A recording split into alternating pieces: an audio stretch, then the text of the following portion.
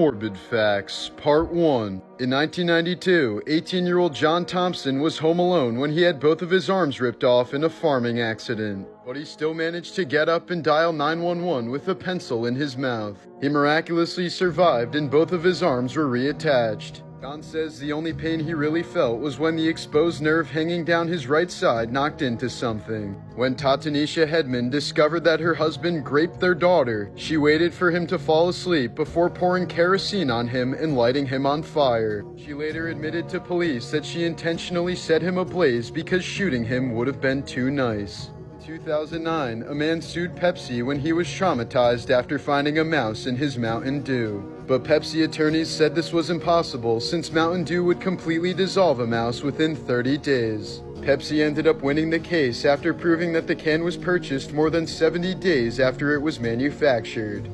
Morbid Facts, Part 2. This Florida man developed star-shaped cataracts after he was zapped by 14,000 volts of electricity. While he got some of his vision back after surgery, he's still legally blind as a result of the mishap. In 2007, a man from Florida woke up in the middle of the night with a severe headache. After he drove to the hospital, doctors found a bullet in his head. It turned out his wife attempted to murder him in his sleep by shooting him in the head. In 2012, a woman from New York donated her kidney to save the life of her boss. But her boss then fired her when she took too long to recover from the operation. In 2001, a woman from Texas hit a homeless man with her car and his body became lodged in her windshield. She drove home with him still stuck in her car and repeatedly apologized to the man when he was in her garage. But she never called for help, and the man died 2 days later still stuck in the woman's windshield. She ended up receiving 50 years in prison for the bizarre murder.